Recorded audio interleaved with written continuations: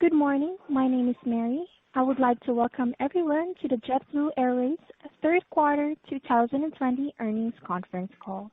As a reminder, today's call is being recorded. At this time, all participants are in a listen-only mode. I would like to turn the call over to JetBlue's Vice President of Investor Relations, David Simpson. Please go ahead.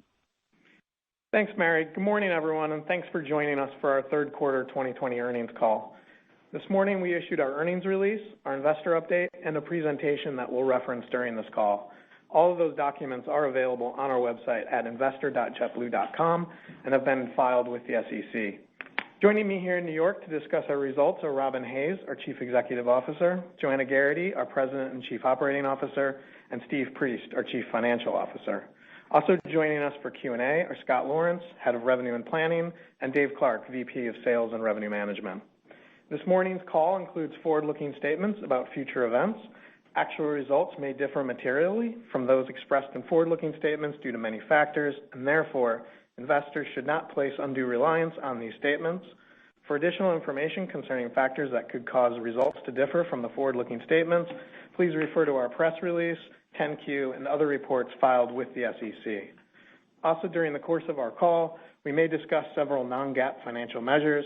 For reconciliation of these non-GAAP measures to GAAP measures, please refer to the table at the end of our earnings release, a copy of which is available on our website. And now I'd like to turn the call over to Robin Hayes, JetBlue's CEO. Thanks, Dave. Good morning, everyone, and thank you for joining us. I'd like to start with my thanks to our crew members for their dedication to our customers. I also want to thank our crew members for their sacrifice during the most difficult period in our 20-year history. We are now over 7 months into the pandemic, and day in and day out, our crew members deliver on our mission to inspire humanity. Their dedication and passion for delivering outstanding service has been truly remarkable, especially as we work to restore our customers' confidence in air travel. We have responded to this unprecedented crisis with action, leading the industry with health and safety protocols to keep our crew members and customers safe. We're grateful to all of our teams for bringing our industry-leading Safety from the Ground Up program to life every day. Our customers are recognizing their efforts, and we are seeing record-high customer satisfaction scores as a result of their professionalism and care. Let's turn to slide 4 of our presentation. In the third quarter, we reported an adjusted loss of $1.75 per share. Despite the ongoing demand challenges, we have worked to stabilize and protect JetBlue. Our efforts to raise liquidity, reshape our network, and reduce our costs are bearing fruit and have helped us navigate the immediate crisis. We remain cautiously optimistic that we will see further steady improvement in bookings into the upcoming holiday season. We have seen signs of pent-up demand from customers who want to visit their family and friends or go on vacation, and we believe that we will remain extremely well positioned to serve these customers as they return to air travel. Moving now to slide 5. We are confident that our low-cost, low-fare leisure model with the best crew members in the industry and the brand that customers trust will all help JetBlue to emerge stronger from the crisis. Since March, we have been focused on a 3-step recovery process. First, we have made great strides in reducing our cash burn. We continue to manage our daily flying and take tactical actions to ensure we generate cash as demand recovers. Secondly, to rebuild our margins, we are executing on revenue and cost initiatives. Our margins today reflect the challenging revenue environment, and in the near term, we are redeploying our aircraft to new cash-accretive markets where we see demand. Further out, we are setting JetBlue up for a strong rebound, taking advantage of opportunities in our network and strengthening our focus cities to produce structurally better margins in the coming years. Starting in the Northeast, we are building a strategic partnership with American Airlines. We believe this alliance, which is currently under regulatory review, will help accelerate our recovery, preserve jobs, and allow us to continue our 20-year track record of disrupting the market with low fares and great service. I'd like to pause for a moment and highlight that while we are grateful to Washington for helping to save our industry in the spring, JetBlue made a clear choice this past summer to accelerate the speed of our recovery from the crisis when we announced our exciting New York and Boston partnership with American. We've been working tirelessly with both DOT and DOJ and want to thank the leadership teams of each agency for their team's serious attention to reviewing our proposal. Getting this partnership off the ground quickly is critical to our self-help effort to expand low fares in New York and Boston and get us on the road to a faster recovery and job growth. In other parts of our network, we are positioning JetBlue for future success at LAX and Newark, making our Transcon franchise stronger. In Fort Lauderdale, we are adding connectivity to enhance our position in South Florida and in the Latin and Caribbean region. We are looking forward to repeat of our JetBlue travel product subsidiary. As demand recovers, we believe it will give us a competitive advantage in providing a unique value offering to leisure travelers who are looking for a trusted brand that offers flexibility and a personalized experience.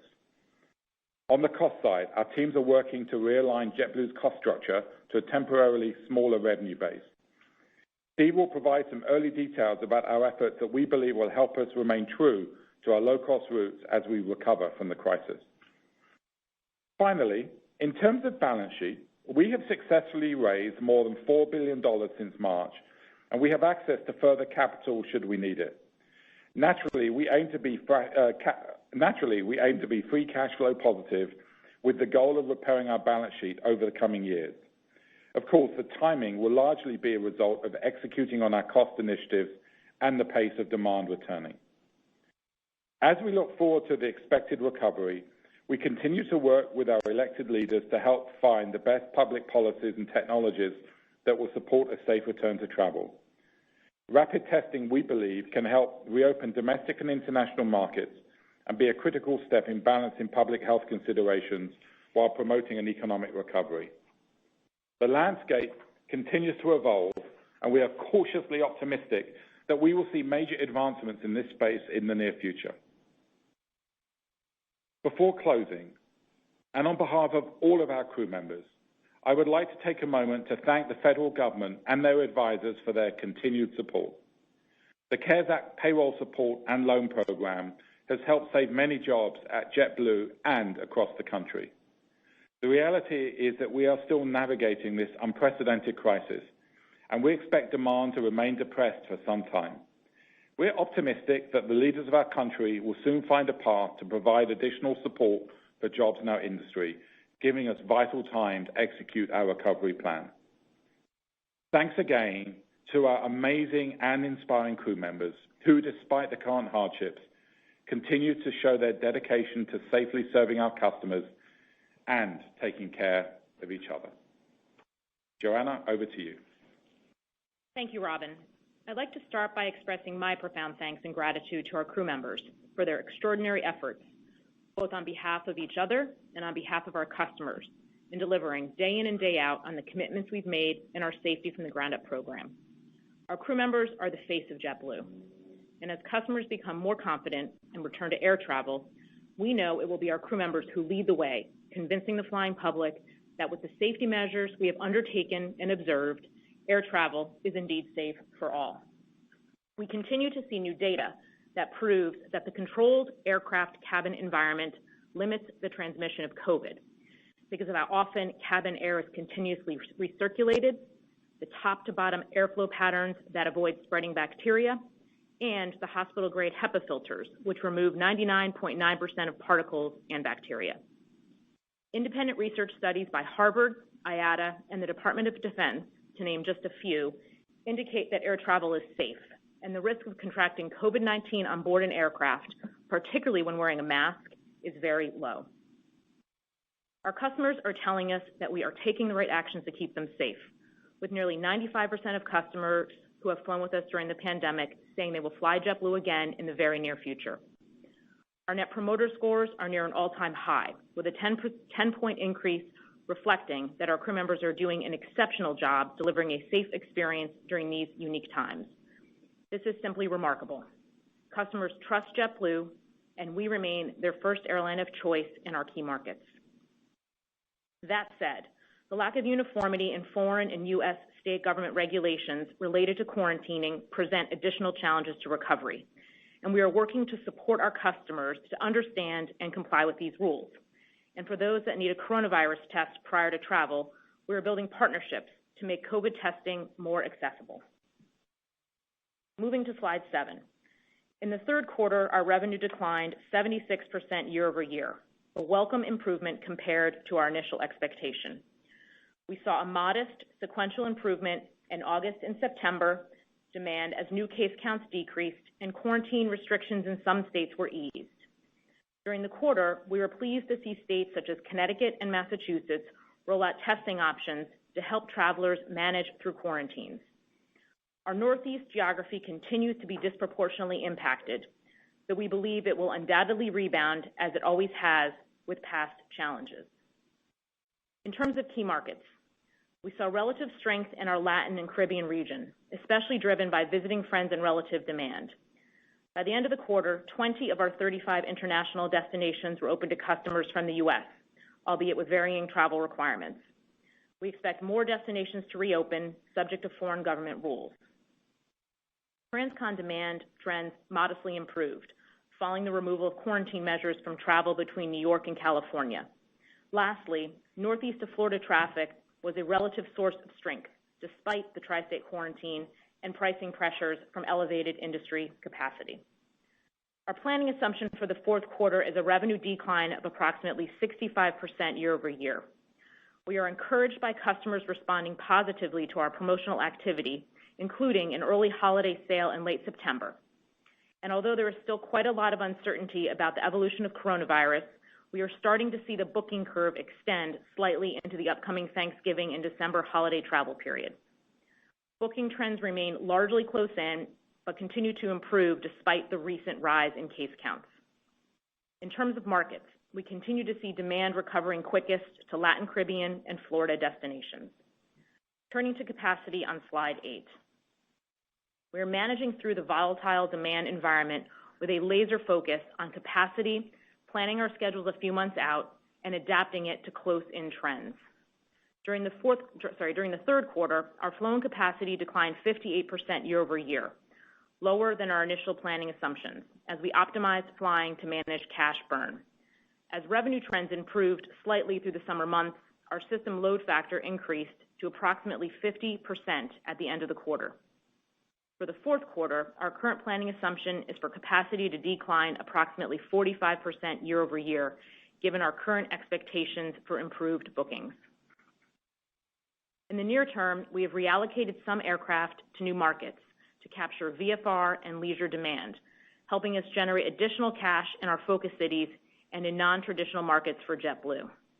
These include the approximate 60 routes we announced during the summer months, which we expect will contribute to our cash during this fall and into the holiday season. Our new routes are performing within expectations. To date, our new markets from Newark, particularly Transcon Mint, are performing better than we anticipated. We are seeing similar results in our recently added flying in Florida, Providence, and Hartford. We are excited about our strategic partnership with American Airlines. This alliance is expected to bring more low fares to more customers, allow us to offer improved schedules, offer more options for connectivity in Boston and New York, and offer an enhanced loyalty program. Along those lines, we have just completed the terms of our frequent flyer agreement with American. We look forward to activating the partnership, which should help generate cash, recover faster, and preserve jobs in our industry. I want to close by thanking again our incredible crew members for serving our customers with passion in everything that they do. Over to you, Steve. Thank you, Joanna. I'd also like to add my thanks to our crew members and leaders. I could not be prouder of their determination and efforts to keep each other and our customers safe and to ensure the financial sustainability of JetBlue. I'll start on slide 10 with a brief overview of our financial results for the quarter. Revenue was $492 million, down 76% year over year. Operating expenses were down 45% year over year. Excluding the benefit from CARES Act and charges related to fleet and voluntary leave programs for our crew members, operating expenses were down 39% year over year. GAAP loss per diluted share was $1.44, and adjusted loss per diluted share was $1.75. Moving on to slide 11. Our average daily cash burn for the third quarter was $6.1 million, ahead of the $7 to $9 million range we anticipated 3 months ago. This was the result of a modest improvement in demand beginning in August, variable cost savings achieved through a balanced approach to capacity, and the many actions we took to minimize fixed costs across our business. For the fourth quarter, we estimate our daily cash burn to be between $4 and $6 million. The sequential improvement reflects our continued actions to minimize cash costs. In addition, as Joanna mentioned, we are cautiously optimistic that the demand trends we saw in August and September will continue, and we are taking consequential capacity actions as needed to manage costs and support our revenue recovery.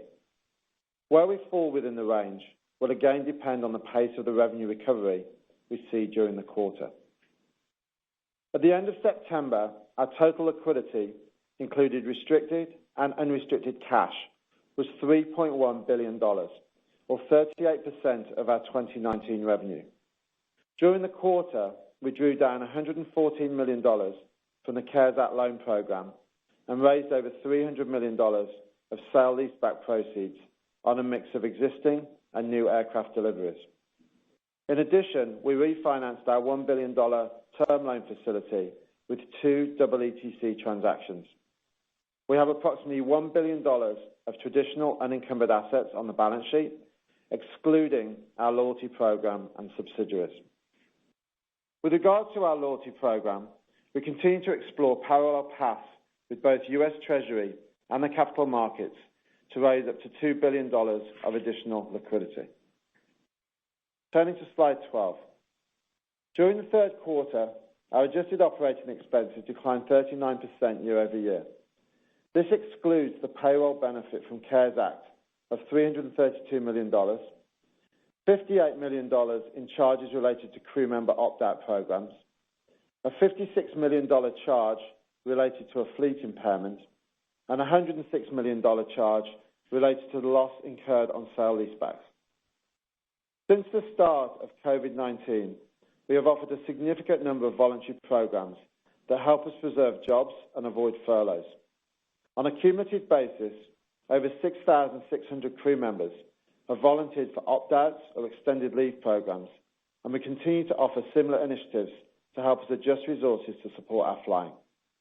We are grateful to those crew members who stepped up to participate in these programs.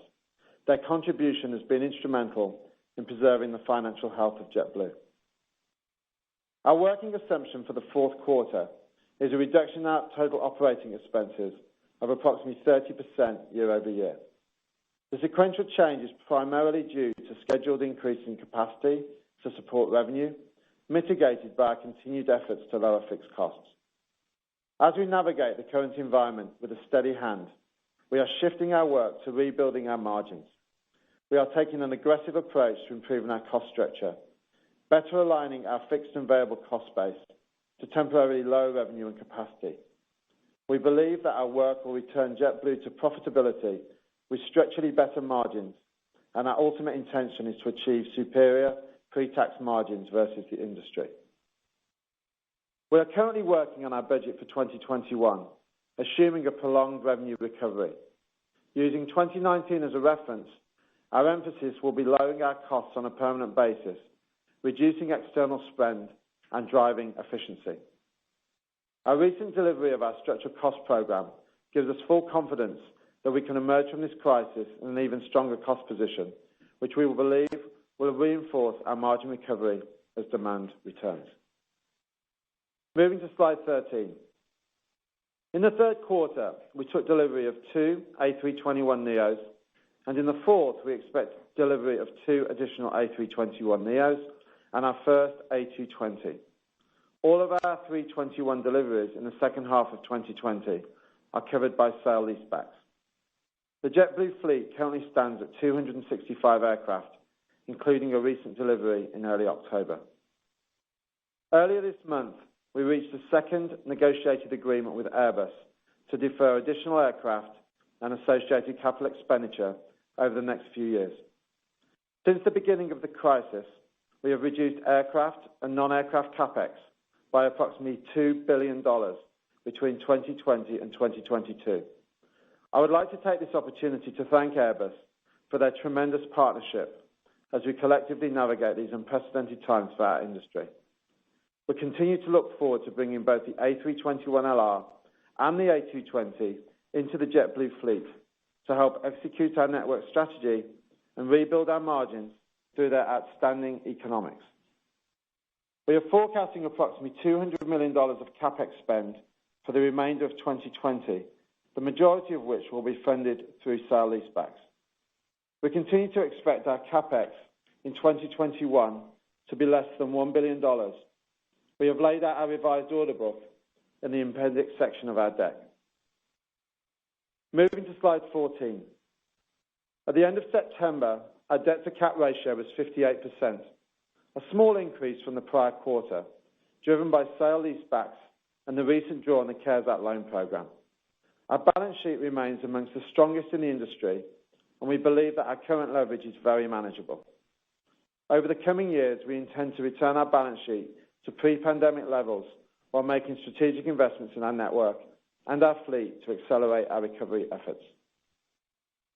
We entered the crisis with a strong financial foundation, and while the pandemic has proven to be a truly unprecedented downturn, we believe our efforts, both past and present, will enable us to recover faster and to ultimately re-establish our full earnings potential. As we move towards 2021 and what appears to be a prolonged recovery, we will continue to work to protect JetBlue in the short term while positioning us for success in the years to come.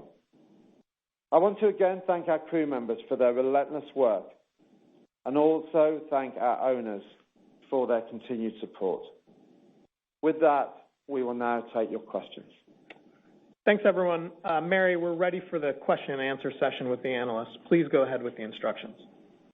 Thank you. If you would like to ask a question, you will need to press star 1 on your telephone. To withdraw your question, press the pound key. We will only allow one follow-up question per person. Please stand by while we compile the Q&A roster.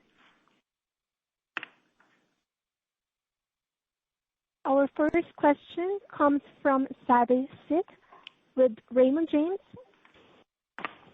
Hey, good morning. Just on the cash burn, I was wondering, towards the end of September, I think the indication was cash burn was coming in at the lower end of guidance. Is the difference that it improved so much related to kind of the fare sales that you had towards the end of September?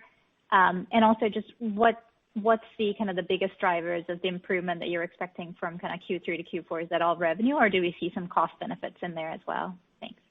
Good morning, Savi. Steve here. I'll take that. I think it's about a fact of the balanced approach. So the $6.1 million of cash burn that we talked about Q3 was the average of the overall quarter. I think the way I would describe it is that we're getting the balance right between our capacity, our revenue, and our cost structure. And the teams are doing a fantastic job at dynamically managing the capacity to the demand, which is really helping our overall cost, and obviously our cash burn performance. As we think about quarter 3 going into Q4, it's a continued steady increase in demand that we are sort of forecasting as we sort of come through in terms of Q4. But it's also the ruthless focus that we've had on our overall cost structure as we continue to take things down. And that's why we are predicting sequential improvement from the $6.1 million in quarter 3 to the 4 to 6 that we've forecast for Q4. So big thank you to our crew members. I think the work has been tremendous, and it's a balance of both revenue and cost. Makes sense. And Steve, if I might follow up, you mentioned the kind of trying to monetize the loyalty or raise liquidity with the loyalty program. Just wanted to clarify.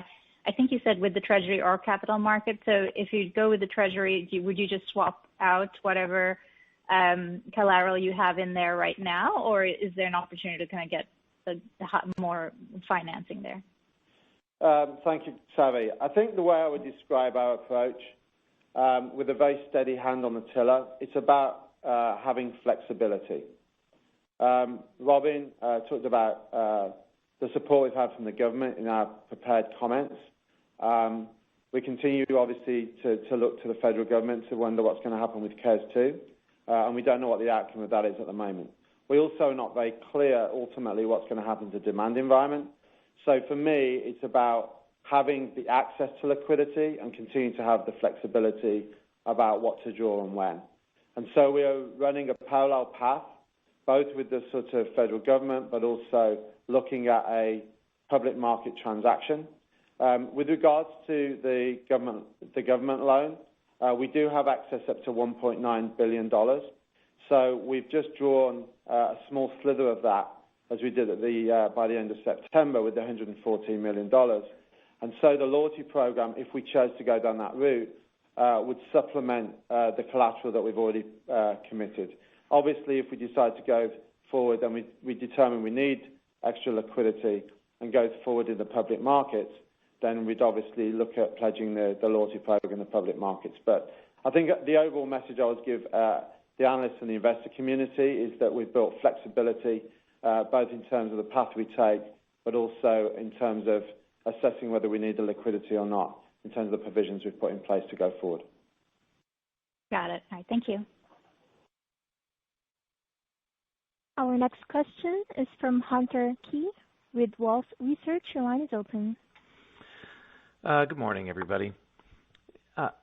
Robin, I realize your own pay is not your priority right now, but how are you and the board thinking about what's going to shape drivers of executive compensation over the next few years, given, the prior drivers of target EPS and target ROIC are probably not appropriate for the next few years? Have you started to have those discussions yet to sort of shape what drives the variable component of comp?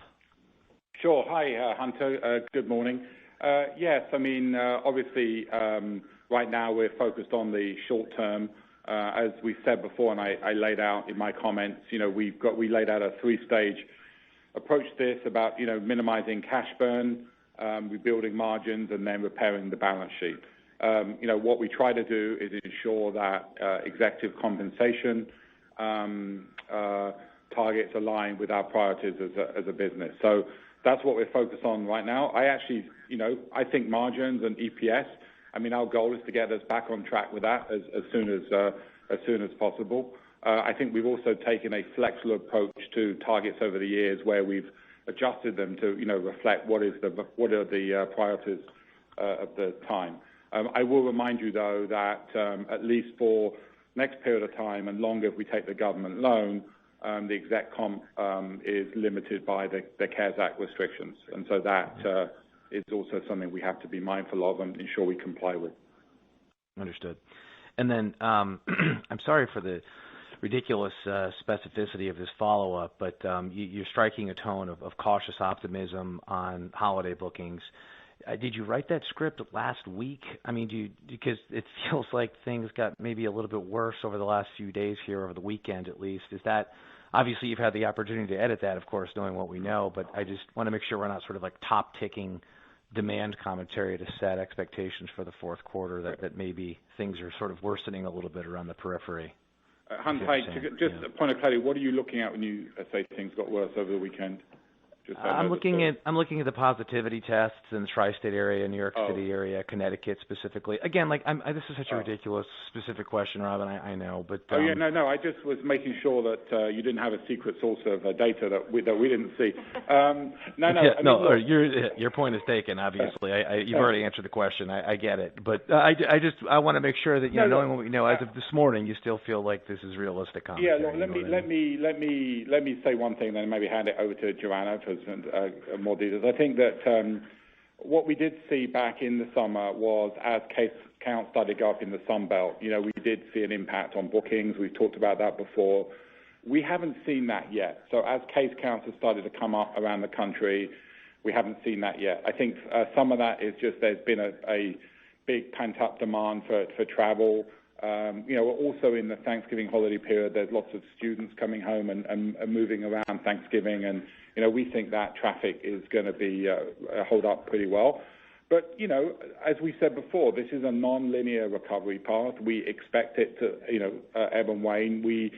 We give insight that we think we see. We're pretty plugged into what's going on in different jurisdictions around quarantines and sort of try to make a estimate around that.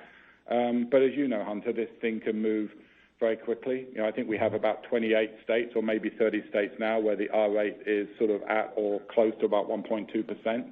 1.2. We'll see what that means. But right now we're cautiously optimistic, and we continue to see that over the last several days, especially into the Thanksgiving and holiday period in December. Great. Thanks, Robin. Appreciate it. Our next question comes from Jamie Baker with JP Morgan. Your line is open. Hey, good morning, everybody. My first question is sort of a follow-up to Hunter's. I know there's talk about New York abandoning the current quarantine structure or modifying it somehow. I've done a couple of quarantines myself. It's really mostly an honor system. You talked about Florida resilience. I mean, what I really care about is whether there would be a surge in bookings if New York rescinded the quarantine. Your comments maybe make me think otherwise, and that maybe people are just blowing off the quarantine, blowing off some of the recent headlines. Any further color on that? Yeah, I'll hand you over to our quarantine expert, Joanna, Jamie, for this one. Thanks, Hi, Robin. Jamie. How are you doing? Maybe to provide a little bit of color, when California came off the quarantine list, we saw upside in bookings. And so as we think about the Northeast and potential upside there, that's how we see it. I will say that, when the quarantines were first put into place, we definitely saw more cancels and a slowing, but as people have adjusted to those quarantines, and in the case of Connecticut and Massachusetts with the testing out options, they understand the ability to reduce the length of the quarantine through a negative test or eliminate it entirely. We've absolutely seen demand coming back. From our perspective, we're spending an enormous amount of time on testing. And, maybe to provide a little color there, there's a lot of talk about a vaccine. We don't believe a vaccine is necessarily a panacea. We definitely think it's critical to longer-term recovery. But in terms of returning to, something that even looks remotely like a pre-pandemic travel level, we're going to need to have, in the short and medium term, a rapid testing strategy that balances the public health considerations, economic recovery, and allows countries and states to reopen or relax and eliminate what we see as largely ineffective quarantines and other travel restrictions. So we're spending a lot of time on that right now, spending a lot of time with states and international, many of our Caribbean destinations. But we believe there's a combination of testing and longer-term vaccine that will be the method by which quarantines, which we believe are largely ineffective, will be reduced or eliminated. Okay, that's helpful. Second question for Steve on the sale-leaseback activity. Can you give us an idea as to the economics of the lease component? How monthly rates, in these deals compare to what you were being offered before the downturn? And also, have you thought about any sort of revised, lease versus own ratio going forward, just in hopes of better variabilizing, which I guess is the increasingly popular term, variabilizing your cost structure? Thanks, Jamie, and good morning. I'd sort of bifurcate the sale-leaseback activity in terms of the work we did on some of the older vintage aircraft, the older A320s, and the newer NEOs that we've been doing sale-leasebacks on.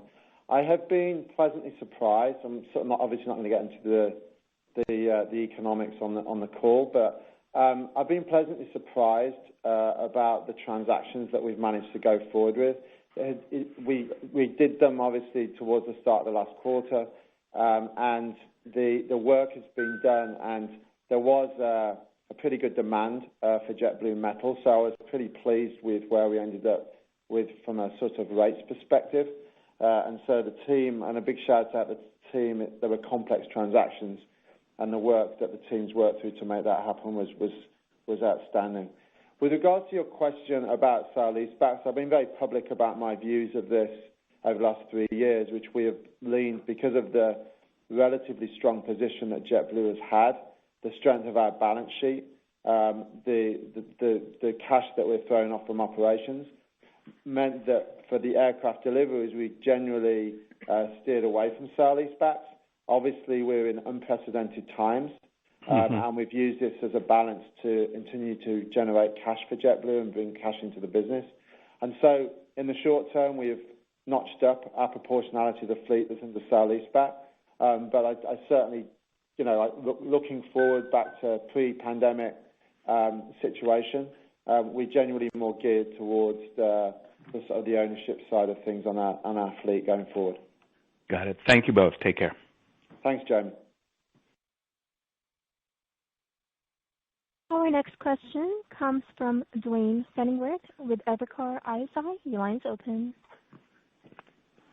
Hey, thank you. Good morning. As much as I want to ask another quarantine New York question and plan out my holiday, as much as I want to ask you another quarantine question, I won't. So just with respect to the value of a premium cabin right now in the early stages of a recovery, if you compare like for like, say A320 high density to A321 or A321 high density to A321 with Mint, which one is more profitable? And if you had a clean slate right now, would you be leaning more on density or premium? I'll take it and then ask Dave to add any color. So at this point, both are performing about the same. We do like Mint in terms of providing the additional space and the additional opportunity for customers on longer haul travel. It's performing, Transcon's actually performing pretty well relative to our other markets. Dave, do you have anything you'd like to add? I think you've covered it well. Clearly, customers appreciate the extra space and an excellent product that goes with our Mint cabin, so that's always been extremely popular. As mentioned before, the routes that's on Transcon is coming back. You have to really knit out the mix of routes, though, because the high densities, which largely go down the Caribbean, are performing quite well in that region, given the strength of visiting friends and relatives traffic. I think you pushed the pause button on it, but can you just tell us how you're thinking about the A320 refresh and where that stands today and kind of where that would be in order of your priorities when you begin to invest again? Hi, Duane. I'll pick that up. It's Steve here. We did initially put the full pause button on the 320 program. As of September, we have started back up again. It's pretty de minimis, Duane, to be honest. We're sort of doing one shell at a time. The big thing I would say is the vast majority of the capital expenditure that we had around the restart program was already sunk. We'd sort of brought that into the fleet in terms of the kits, the seats, etc.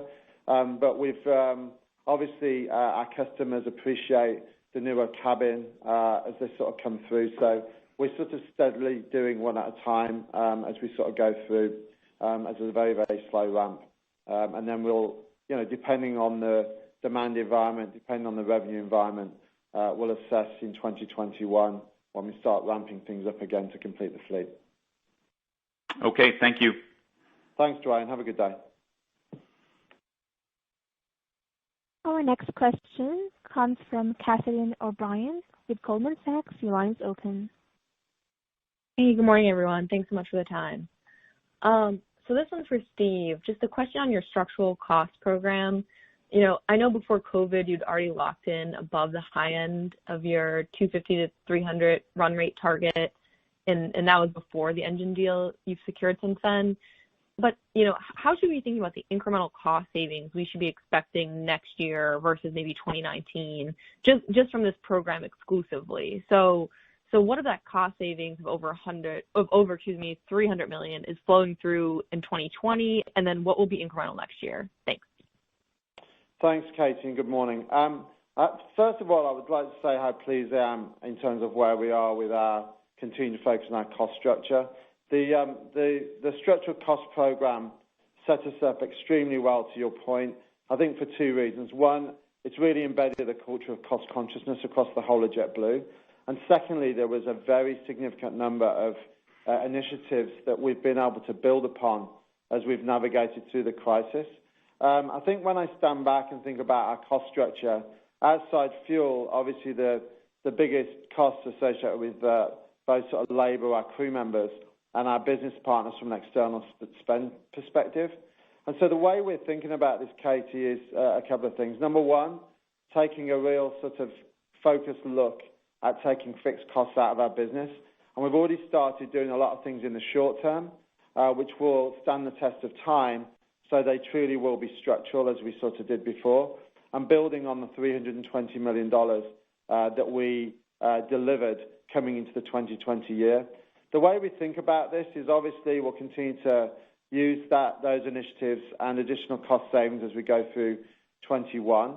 The thing we're thinking about is, as we get at some point in 2022 and back to some sort of normality around capacity, is getting back on that industry-leading curve in terms of unit cost progression. You know, we were leading consensus for the whole industry in 2020. We're top of the industry in 2019, and we're looking forward to, at some point in 2022, getting back onto that unit cost progression that you saw in early 2020. Okay, got it. And then probably another one for you, Steve, actually. Just on the aircraft deferrals, you know, with the NEO delays over the last couple of years and then production cuts in the COVID era, were any of these deferrals at the request of Airbus asking to push back deliveries, or were these all pushed back at the request of JetBlue? And then should we assume that any of that, you know, $2 billion reduction in CapEx is concessions from delays, or are those all aircraft just moving out of the period? Thanks. Thanks, Katie. And I know I mentioned this in my prepared comments. I do want to again thank our partner Airbus. I think we've navigated this crisis together. It's been a partnership, as we've had numerous discussions over the preceding months. Just to keep this very simple, it's shells, right? We have moved over 50% of our A321 order book out of 2020 and 2022 to a point in the future, which has delivered the reduction of the sort of $2 billion-ish of CapEx over those 2 years. So it's been a joint process. This is purely around deferral of aircraft. And I feel now that we've got the balance right between navigating the crisis as we sort of go through this and bringing in sort of high margin, high return aircraft to supplement the JetBlue fleet. Okay, understood. Thank you. Our next question comes from Joseph DeNardi from Stifel. Your line is open. Oh, thanks. Good morning. Two easy ones for me. Steve, what level of ASMs do you think you need to fly to get CASM-ex back to 2019? Well, in terms of, it's interesting when we sort of look at it with regards to sort of 2022. There's a couple of things I would sort of say. So, obviously it depends on the sort of demand and capacity recovery, but having deferred over sort of around $2 billion of deferred CapEx, we are expecting less growth than we had with regards to the pre-COVID environment. And so the denominator undoubtedly is going to be lower than we had expected in 22. But in terms of our overall cost structure, the initiatives that we're sort of taking going forward puts us in good shape. And that's why we're sort of assuming that we'll get back to sort of that level in 2022. But it's very, very early at this point, Joe, to start sort of thinking about exactly what capacity we're intending to fly. But this is the plan, the planning assumption that we're working through, and we'll continue to evolve that as we navigate through sort of 2021 and getting towards that. But I remain confident in the tremendous work that the company and our crew members are doing to wrestle with our overall cost structure to make sure we drive back to those efficiencies. Okay, Steve, is it closer to 80% of 2019 capacity you need to get to, or is it 95%? I think the way I would sort of describe it is we have anticipated, I mean, who knows what's going to happen in the demand environment, but by the time we're getting back into sort of 22, I would expect us to be nearer to the higher end of the sort of 2019 capacity. Okay, and then maybe a question for Dave or Joanna, just the mix of business versus leisure from a revenue standpoint for you all, and then kind of the importance of the business traffic to your pre-COVID earnings power. Thank you. Sure. So it's largely leisure. I mean, there's very de minimis business travel in there. And, you know, as we've said since the onset of this pandemic, you know, we do believe leisure VFR traffic will be the sort of path to recovery out of this well before business travel. VFR tends to be quite resilient in times like this, and we're seeing that absolutely play out.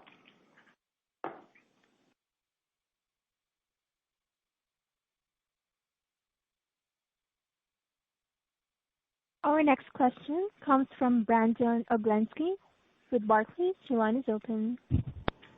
Hey, good morning, everyone. Thanks for taking my question. Joanna, I want to come back to a response you had to one of the questions. I think you mentioned testing. Do you guys think that could play a bigger role, and can you be proactive in helping, bridge the gap between authorities and, travel restrictions? And I guess as a follow-up to that, who's going to bear the cost of that if it is a solution? Sure. So we are absolutely being proactive with regard to testing from a few angles. First, we're actively working with governments, states, whether it's states or international governments, to put into place a consistent testing framework. First, that customers understand. Part of the challenge is they're all different, so that creates a level of confusion for customers. And then ultimately that countries and states will, upon providing proof of a negative test, allow a customer to test out of or reduce the length of these quarantines. Right now, as we see it, there's home testing options, which we've announced one, and we're working on a few others, and then also looking at pre-departure testing facilities in the airport environment. There's a number of locations that have rolled those out. We're also exploring that. At the end of the day, we believe we need a cost-effective, so very inexpensive, rapid, think 5 minutes, antigen test that can accurately detect COVID in both symptomatic and asymptomatic people. So ideally a test that can be applied on a pre-departure basis, or even one that you could use in your home. Think of like a lateral flow pregnancy test that you could actually take before you leave, that you could do on your own. And I think that's how we see kind of the future moving. In terms of who would bear the cost, obviously it depends on whether it's a government initiative, whether it's an airline initiative. Right now, the cost of tests, they're all PCR tests, largely are about $150, give or take. That we're not adding any kind of revenue share or anything of that. We're just passing on the cost of the test to customers when they purchase through Vault, which is our current partner. But we haven't explored how we would cost share or anything around testing. We think you need a very inexpensive $10, $15 test. And the key here is a test that can detect COVID in asymptomatic people. Right now, there are not any tests out there that are antigen rapid tests that can actually detect COVID in asymptomatic people. The PCR test that many of you take, that we take, that's sort of the gold standard. That's pretty expensive and needs to be administered by a clinician, by a doctor. And we do not see that as a longer-term, cost-effective solution. Yeah, I guess you kind of answered it, but there is a lot of price elasticity there, right? If things get too expensive. Sorry, this thing is clicking. So a lot of price elasticity with testing? Yeah, I guess on your customer base, right? Yeah, I don't think it's something that customers necessarily are going to be willing to, it's not something I think we envision passing on through our fare or anything in that nature. This is something I think we're, as we are doing right now, setting up a partnership with various companies, and customers would reach out and directly procure the test from those companies and pay for it on their own. All right, thank you. Our next question comes from Mike Linenberg with Deutsche Bank. Your line is open. Hey, good morning, everybody. Hey, Joanna, I thought I heard you mention that you had sort of finished up the work with American on the loyalty program, and I'm just curious, what elements of the partnership can you roll out now before DOT, DOJ approval, or can you proceed without their blessing at this point? Sure, I'm going to have Scott take that one. Hey, Mike, it's Scott. How are you? So again, I think we want to be respectful of the of what we're doing with regulators. And again, I think as we move forward with that, obviously we're excited about all the elements of this, including frequent traveler. But I think the our focus obviously is bringing low fares and growth to the Northeast points and a faster recovery. So, again, I think it's sort of what we could do. We're moving toward I think a close on this, and I think we'll be in a better position to kind of move forward, more holistically. So, I don't think it's a matter of what we can do versus what we want to do. I believe that we're moving forward in a time frame that allows us to kind of move in a way that makes sense. Okay, great. That's helpful. And then just on my second question, and Scott, this is maybe for you and/or Dave. When you look at just your yields relative to others, you guys are running a bit higher. I mean, you've been in positive territory for the past couple quarters, but your loads are also a lot lower. And I realize that some of that may be a function of the blocking the middle seat. And I know that, I think it was mid-October, you sort of modified that to go from blocking the middle seat to, maybe booking up to, I think, 70% or something. And then it looks like maybe in early December, that goes away. I haven't seen anything, maybe, to counteract that. How should we think about, though, the yield trends as that lifts? Are we going to get, as we move into the fourth quarter, will we see lower yields, higher loads, and ultimately a better RASM there? Do you feel like maybe you're leaving some revenue on the table because you have this middle seat block? So sort of a multi-pronged question, however best you can answer it. Thank you. Sure, I'll take it, and then I'll ask Dave or Scott to add some color. So, as we've said since the onset, the middle seat block has largely been about rebuilding customer confidence in travel. We absolutely recognize that longer term it's not something that's sustainable, and that as loads come back, the cost of the middle seat block is quite expensive. And so, what you've seen us announce through December 1 is that we are lidding seats just below 70%. And we'll continue to increase those lids longer term based upon what the recent safety studies have come out saying that the aircraft cabin is inherently safer than most indoor events. And so as we see into the holidays, upside, frankly, as seats open up, both in terms of fare but also in terms of load. Great. Thanks, Joanna. Our next question comes from Joe Caiado with Credit Suisse. Please go ahead. Hey, good morning, everyone. Thanks very much. Steve, your Q4 average daily cash burn outlook excludes any one-time costs associated with severance or employee separation-related expenses. Is that right? And if so, could you just tell us what those expenses are expected to be in Q4, and if you got it for 2021 as well, please? Hi, Joe. It's Steve. You're correct. It's excluded. We actually, obviously, in those sort of public statements, and I went through it in the prepared comments, the opt-out provision that we talked about, a special item in Q2 was $58 million.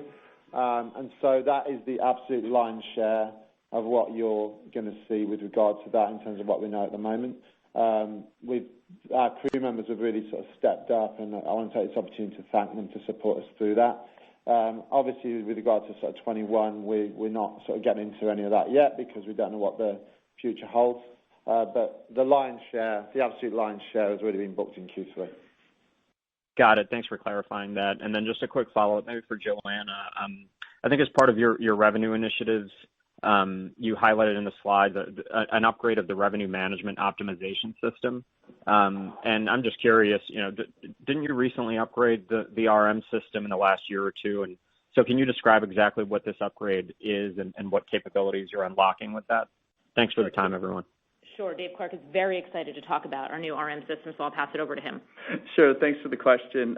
As mentioned, we're in the process of upgrading to Sabre's newest version of the revenue management system called Revenue Optimizer. We have been talking about this for a few years. This is part of our continuous improvement of revenue management tools, which was part of our 2018 Investor Day. It's a more sophisticated system. We'll have better abilities to forecast demand, understand customer elasticity, things like that. Planning to cut over later this quarter and reworking the team process, the business process, and the team structure to maximize the benefits of the new tool. So I'm excited later this quarter when we start using it in production. Thanks for the color. Our next question is from Andrew Didora with Bank of America. Your line is open. Hi, good morning, everyone. My first question is for Robin or Joanna. Just on, obviously leisure has been leading the recovery here. General consensus is that leisure continues to outperform corporate over the next few years. You clearly have this leisure-oriented network, and based on your comments today, it doesn't really seem like maybe your Northeast flying is as big of a hindrance as maybe it could be. But just when I look at your total revenue growth here, it's been more in line with network carriers, and your 4Q kind of projection is similar to them as well. I guess my question is, what do you think is the catalyst for JetBlue to begin to outperform on the top line, or do you think just this big fight for the leisure traveler might prevent that from happening? Would love to get your thoughts there. Yeah, no, thanks. I'll maybe start that and then pass over to Joanna. Look, the Northeast issue has been very, very significant. We saw in Q2, for example, and we all know this, how the Northeast was the most impacted in terms of coronavirus. And, I think we did a really, really good job in Q2 bringing down our OPEX accordingly. As we've gone into Q3, we are still, whilst, of course, the Northeast states have done a terrific job over the last few months on keeping the case count down, there are still significant parts of New York that people come and visit that aren't open. So, Broadway, for example, is shut down well into next year. So I do think that some of the demand trends that we've seen into the Northeast, both business and leisure. And then we also have Joanna talked about the quarantines. And yes, compliance with the quarantines, I would say, is mixed at best, and I'm being kind. But nevertheless, it is a barrier for people to fly. And we also see, positive traction when states create test-out exemptions for quarantine. That is a positive catalyst. So I can't understate. I think the team have done a terrific job mitigating the impact. We were the first airline to redeploy a large amount of new flying, those 30 new routes. We've done it again. But and those act as a good mitigant. And so I think that we will continue to do that. We will continue to manage that accordingly. But we're going to continue, I think, to see headwinds into the Northeast for the coming months. And I think as we think about Thanksgiving, we're encouraging states to think about a testing option. If people are coming back for Thanksgiving and quarantining at home, yes, but what we're seeing now, of course, is virus spread in people's homes. So actually testing either before you leave or when you get here actually could have, I think, a really positive impact on public health, as well as helping us, I think, deal with some of the demand headwinds that quarantines bring.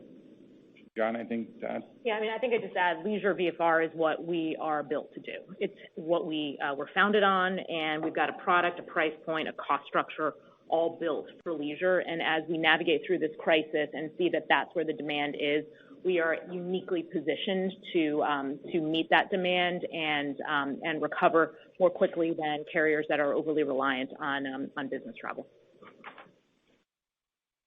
Understood. Thank you. And then my second question, just for Steve.